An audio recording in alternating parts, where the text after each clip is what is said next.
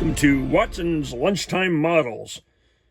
So, yeah, I got bored. I think, well, lunchtime I'm going to get in here and mess with this thing and work on it. I've had this kit for a lot of years before I had the 16 scale Leopard, the RC version that I have. And in fact, I'll attach a link in the description of the video of where you can get the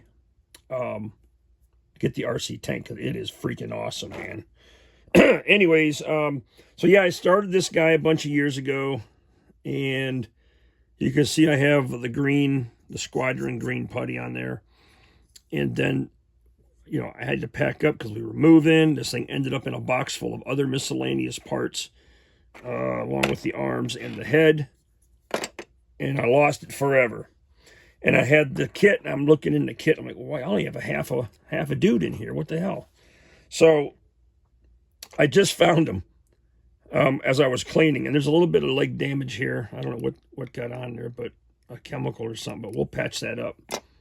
So anyways, it is what it is. So now I got all my guys and pieces, parts and stuff, and got the two halves assembled. The gator piece goes on separate, and not going to worry too much about cleaning this area up because you won't see it. All right, the arms, they fit in those bubbles, and this guy's going to sit inside a cupola. So you'll barely see any of this. So I'm not too worried about this guy. This guy here you're going to see because... So the squadron green putty, I had it caked on there. Nice sharp blade. Okay. There's a little spot right there. You're able to carefully scrape away any of the excess. So that stuff is holding up really good after all these years. In fact, I know those tubes are dried up and in the garbage somewhere. But nice smooth finish. And we'll take some smooth sandpaper to it and just touch that up a little bit and get this guy ready for paint. Now, I normally don't do the, paint the guy in black primer and then mist him from the top with white to expose the highlights. I think I'm going to do it for this particular one. Because I'm going to take my time.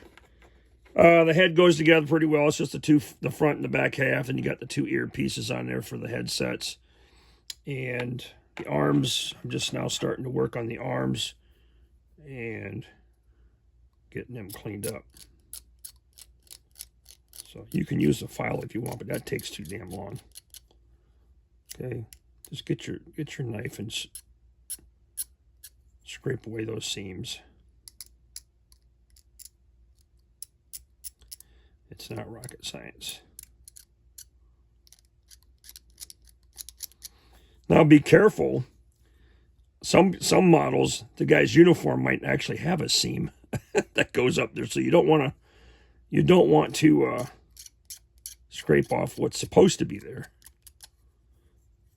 But in this particular case, that's not the case here.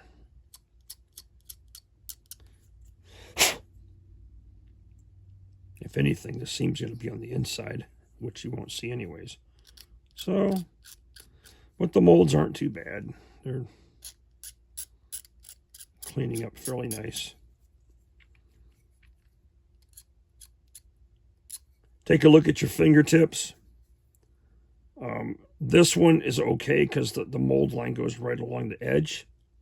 This one, not so much, because the mold goes across the first knuckle. So you'll have to be careful when you clean those out. And it is what it is. All right, so I'm going to clean this guy up. I'm going to get him assembled, minus the head. And then I'll go ahead and get this guy's arms on too, minus the head, after I get these all cleaned up. Actually, it looks like I already did the arms a while back. So, good.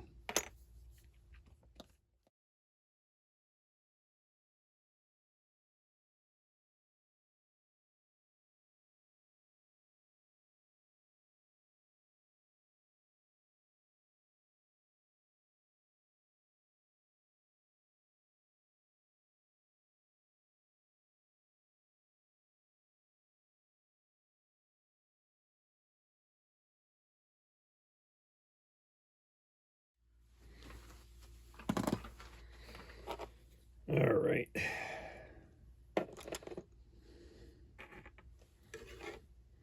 Part number 2 is part of... I'm not going to put these boom mics on until after I get the faces done. There's also a... the driver gets a set of goggles too. But these little guys... Oops. These little guys are your intercom connection points. I mean, they could have just molded this into the model without having to do them separately, but whatever. Okay.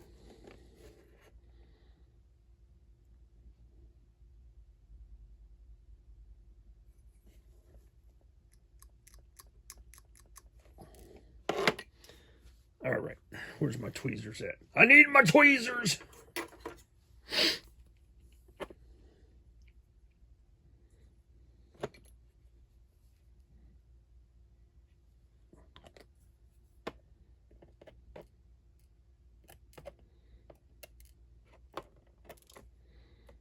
Come on now, quit fighting me.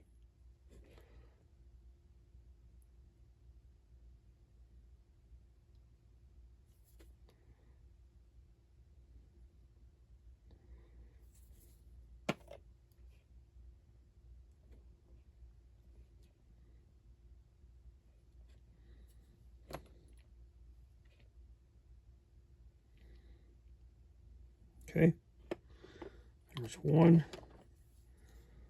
But you see what I mean right here? This little gap right here. They could have very easily made this part of the mold. Oh well, whatever. I guess they wanted us to have something to do, right? You won't feel like you're building a model if you're not putting parts together.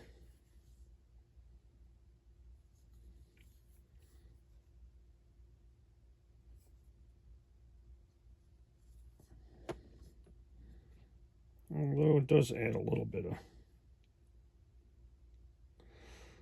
of something. I'm going to reinforce these arms a little bit more.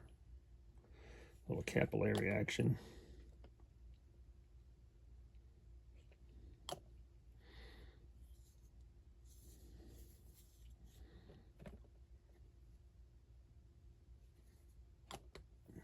I'm debating whether I'm going to put a little putty in there. Definitely going to have to fill some of this up in the seams, but not much. All right, dude's head will fit in here like such when it's time. Okay, a little more reinforcement for the arms. And we'll just let that sit. Okay. Well, that's a good 30-minute lunchtime workout. Check us out later for part 2 when we start doing the paint jobs. Yeah, so that'll be fun. There's a part here that actually, I don't know if it's on the Tamiya version or whatever, but this would mount underneath the commander's hatch. And then your guy would sit on there. You know, something like that. But I'm just going to build up the space that I have there to make it work. Like I mentioned, there's some goggles. There are 2 goggles, thank goodness. Because the guy they have on here, this dude, he doesn't have goggles and his forehead looks like it's 10 feet long. And I don't like foreheads. So we're going to put goggles on this dude, but we'll have him cocked back on top of his head like that. But it is a clear part, which is nice. So basically what I'm going to do is I'm going to take some of my, I have different versions of this, but I've got a Vallejo mask that we will paint the clear that I want clear. I'll go ahead and paint the, the rubberized portion and peel that mask off, and they should look perfect. The kit also does come with decals for the uniforms. Okay, so they're little epaulets, markings, and their little Bundeswehr, the German flag. So Yeah. How's that for lunchtime follies? The headless Bundeswehr. Yeah.